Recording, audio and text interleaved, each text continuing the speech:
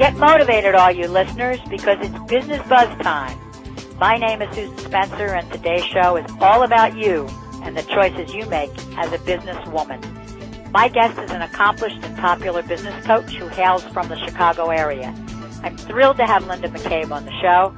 Linda, please say hello to our listeners, and let's jump right into the hot seat with you by giving your opinion as to why women in business should hire a coach.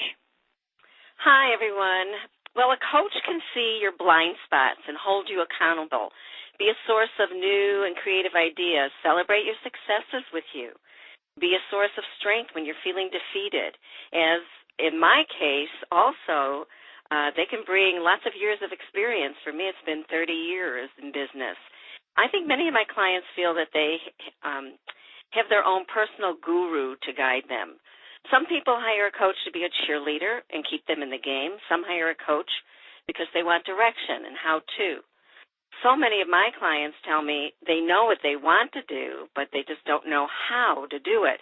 On the other hand, some of my clients feel lost because they don't know what they want, and they hire me to help them uncover a passion that will also be a good source for making money. As for being a woman, women love to work collaboratively, and they gain strength and momentum from working toward their goals with someone else. Well, I think all of that is true, Linda, but I wonder in the process of this great increase in coaching that I've seen over the last 5 years, I don't know how many executive coaches we have in the United States, but it sure is a heck of a lot more than we've had for the last 20 years. And so there must be something going on with women that says, I really think I need to reach out and find a coach that's going to help me, that's going to guide me, that's maybe mentor me, that maybe will listen to me. Is it just a difference? Is it almost like being on the, going to a shrink and being on the couch? And do you think that gives them a false sense of security that makes them more dependent on you rather than independent? I see what you mean. No, not at all. I don't think it gives them a false sense of security. I believe I'm a guide and that my clients have to do a lot of the work themselves. I see that when women begin working with me, they may feel somewhat dependent, but once they start experiencing change, and that happens after 2 to 3 months usually, they feel empowered, and that contributes quite a lot to their being fully independent. When a coach demonstrates the talents and capabilities of a client, the women blossom. They get excited about possibilities, and they become more creative.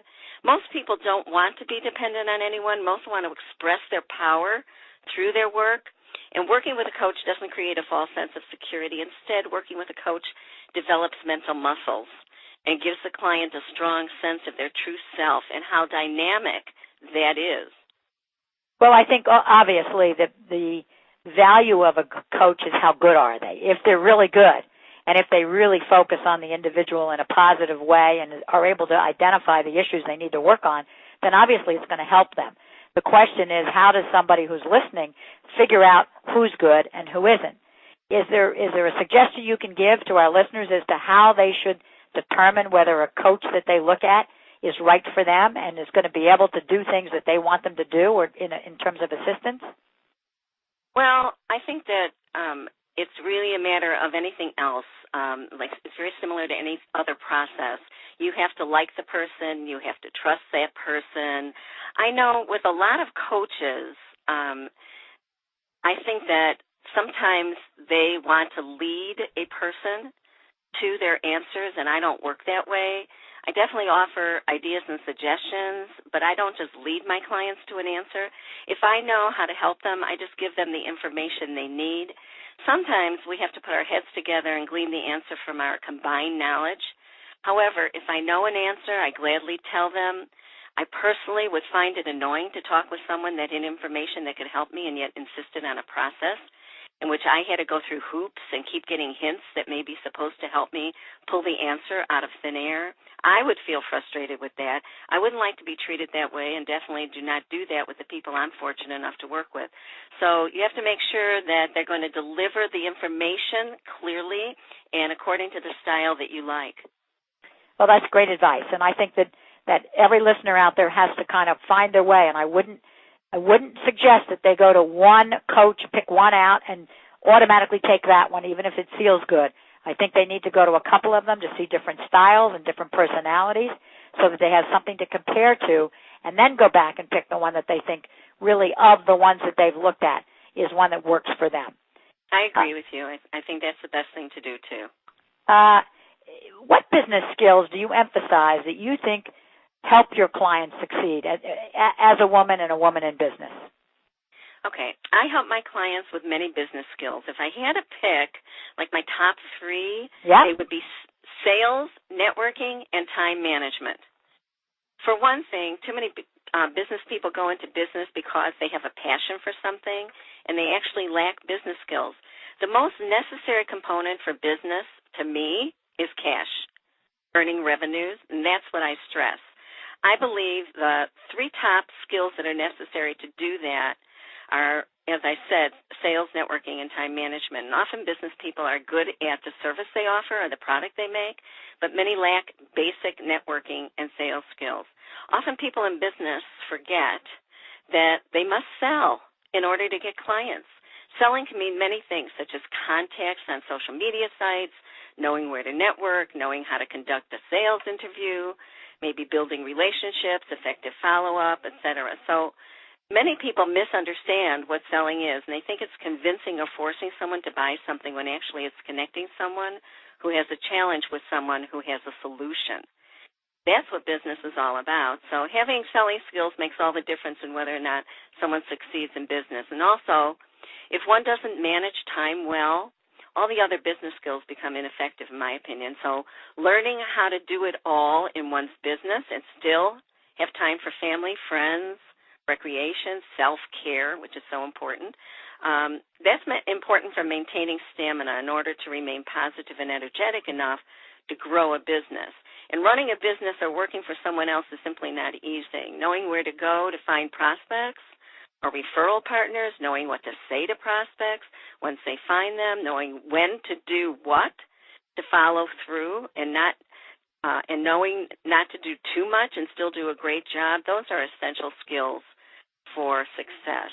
And were you asking specifically about women? Well, obviously, I was asking about women, and obviously if you're suggesting to them that they need to make sure that sales is a very important component of it, what skill do you think they need the most in order to go out and tackle and make a sale?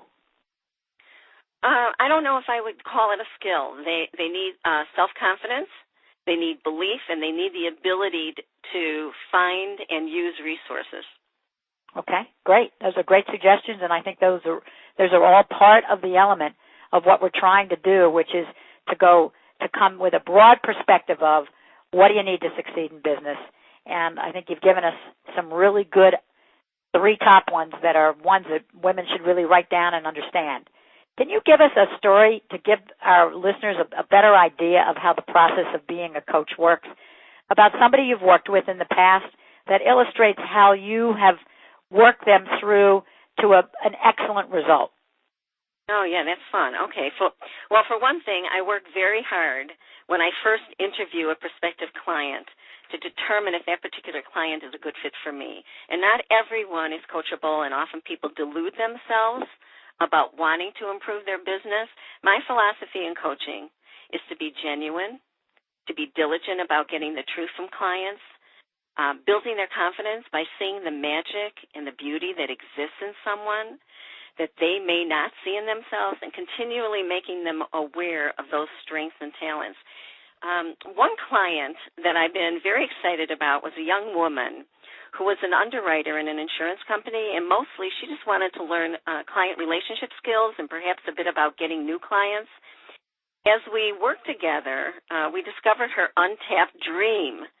She loved fashion, and she'd often doodle purse designs. You know, you'd see her drawing, and she never realized that she could take this delicious talent and make it her life's work. And we worked with her to start her purse company, and she's loving every second of it. People so often stay in a space of what I call doubt. They emphasize their shortcomings. They diminish their strong points. I consider it my job to keep them aware of their particular talents and abilities that they often negate. To them, they just think they're not important.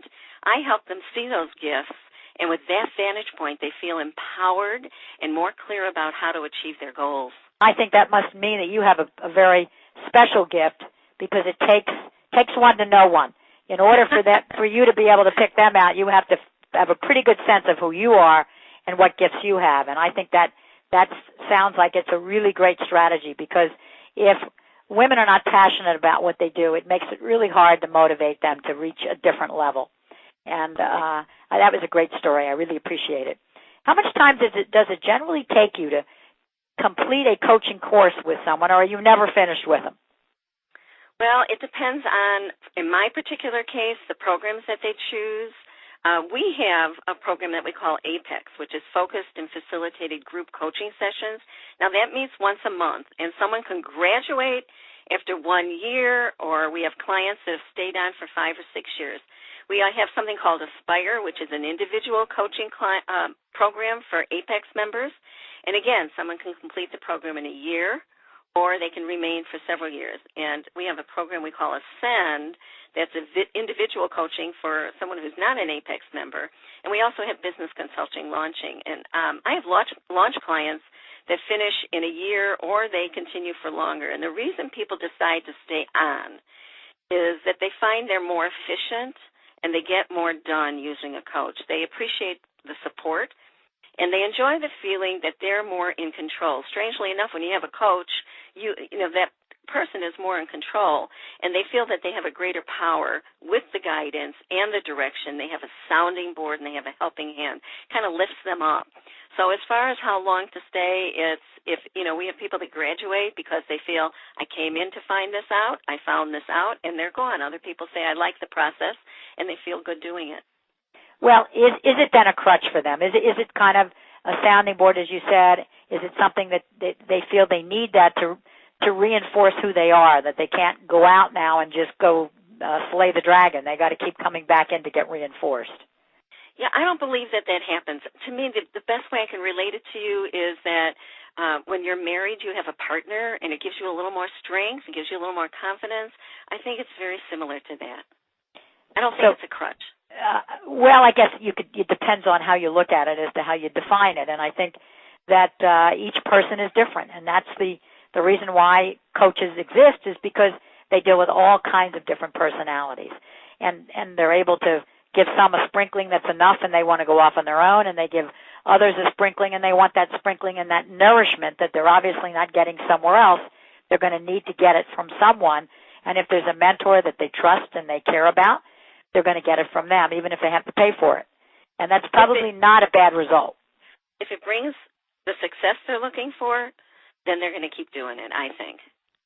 Well, especially those that feel that they need that nourishment and they need that reinforcement.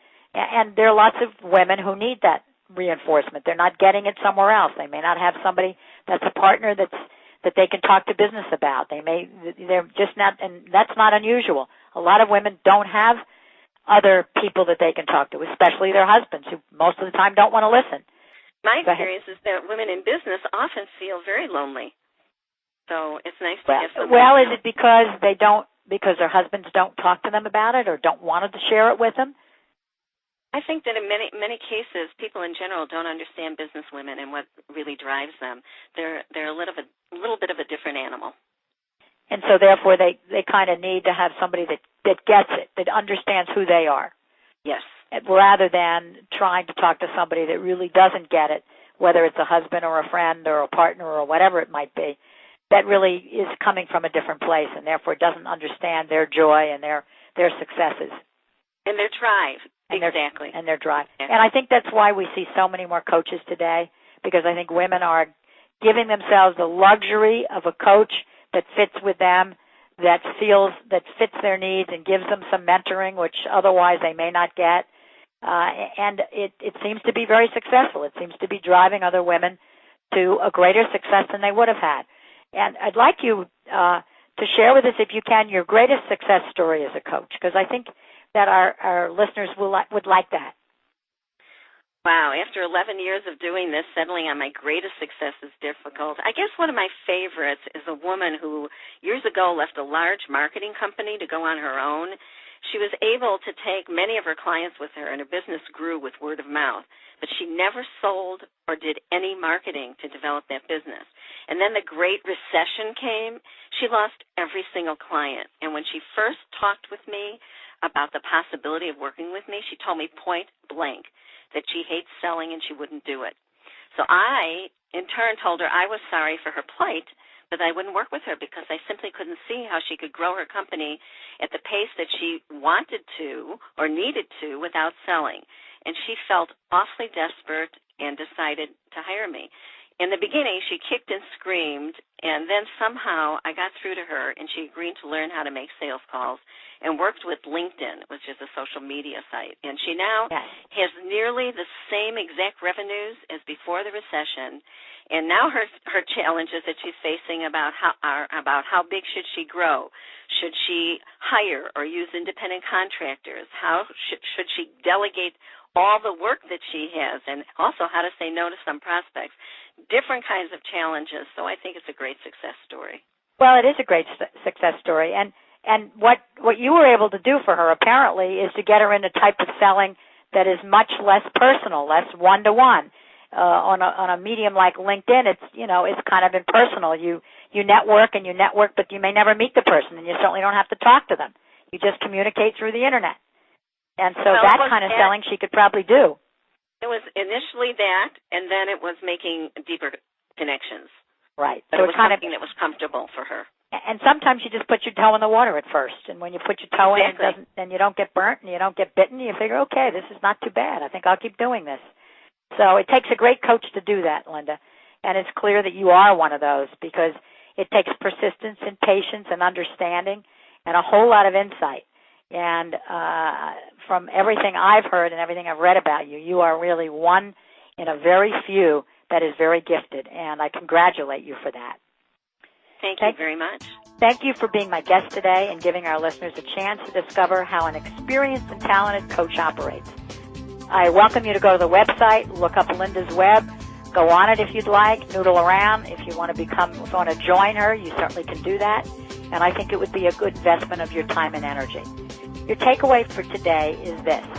When you feel that you have nowhere to go and you need somebody that's going to listen to you and that's going to be able to understand where you're coming from, think about the possibility of using a coach. Select carefully, think about it carefully, try to identify what it is you want them to work with you on, but don't be afraid to venture out.